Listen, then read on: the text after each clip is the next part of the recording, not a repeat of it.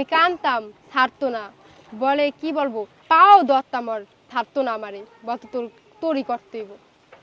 বলতাম আমি, আপনি আমার মুক্তি দিয়ে দেন, আপনি দরকার ভাই আরেকটা বিয়ে করেন, তারপর আমার মুক্তি দেন, আমি পারতাছি না। কাঁদতাম, হাত জোর করতাম, পাও ধরতাম, তাও আমার ছাড়তো না। আচ্ছা, জল্লাদ শাহজাহান দাদার স্ত্রী সাথী আক্তার ফাতেমা তিনি বলতেছে জল্লাদ শাহজাহান ভাইয়ের হাত পা ধরে কান্নাকাটি করত।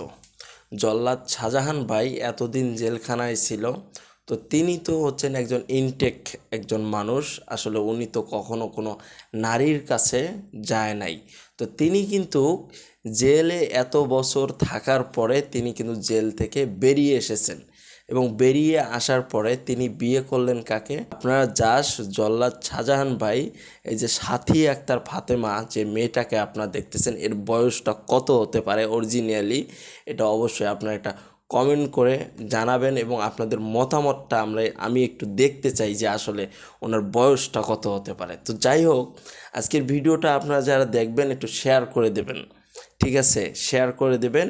আর এই জল্লাদ শাহজাহান দাদার যিনি বউ আছেন, তার যে কর্মকাণ্ডগুলো, এগুলো আপনারা শুনলে মানে অবাক হয়ে যাবেন। এতটুকু একটা বাচ্চা মেয়ে, মানে সে যে এত পরিমাণ পাকনা, সেটা কিন্তু বলেও শেষ করা যাবে না। তো যাই হোক, এই মেয়েটা প্রতিনিয়ত নাকি হোটেলে যেত, বিভিন্ন ছেলেদের সাথে গিয়ে সময় কাটাতো, কিন্তু জল্লাদ শাহজাহান দাদা এটা কিন্তু কখনো জানতে পারে নাই, ঠিক আছে? তো তিনি যখন কোনোভাবে জানতে পারলেন যে তার স্ত্রী এই কাজগুলো করে, তখন তিনি এগুলোর বিষয় নিয়ে খোঁজ লাগাচ্ছিল যে আসলেই কি আমার স্ত্রী এই কাজগুলো করতেছে। তখন তিনি হোটেলে গিয়ে যখন খোঁজ খবর নিল যে জল্লাদ শাহজাহান দাদার স্ত্রী সাথী আক্তার ফাতেমা, তিনি হোটেলে গিয়ে নাম পরিবর্তন করে হোটেলে গিয়ে তার নাম দিচ্ছিল মনিক, কিন্তু অরিজিনালি নাম হচ্ছে সাথী আক্তার ফাতেমা। এখন কথা হচ্ছে জল্লাদ শাহজাহান দাদা তার স্ত্রীর নামে মামলা করবে। এখন বিভিন্ন ইউটিউবার ভাইয়েরা জল্লাদ শাহজাহান ভাইকে জিজ্ঞেস করতেছে যে আপনি যে আপনার স্ত্রীর বিরুদ্ধে এখন গিয়ে মামলা করতেছেন, আপনি কি আসলে এই ঘটনা কতটুকু সত্য, এটার কি কোনো প্রমাণ আছে? তো জল্লাদ শাহজাহান দাদা এখন বলতেছে যে আসলেই কিন্তু আমার কাছে প্রমাণ আছে, প্রমাণ ছাড়া কিন্তু আমি কথা বলি না।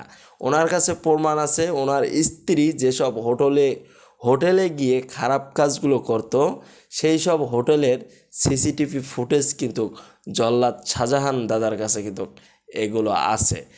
এখন এই যে জল্লাদ শাহজাহান দাদার কাছ থেকে যে কতগুলো টাকা, প্রায় 18 লাখ টাকার মতো এই যে সাথী আক্তার ফাতেমা এই টাকাগুলো কিন্তু মেরে দিছে, যার কারণে কিন্তু জল্লাদ শাহজাহান দাদা আরও বেশিভাবে ক্ষিপ্ত হয়েছে, এবং এই মেয়ের নামে কিন্তু মামলা করবে, এবং মামলার যে ডকুমেন্টগুলি এগুলো কিন্তু তার কাছে আছে। এখন সাংবাদিক ভাইয়েরা এটাও বলতেছে যে কী এমন ডকুমেন্ট আছে এটা আমাদেরকে দেখান। তো তিনি কিন্তু কাউকে এগুলো দেখাবে না, কারণ ওই যে আপনারা মুহূর্তের মধ্যে এগুলো ভাইরাল করে দেবেন যে কী এমন প্রমাণ আছে জল্লাদ শাহজাহান দাদার কাছে, ঠিক আছে?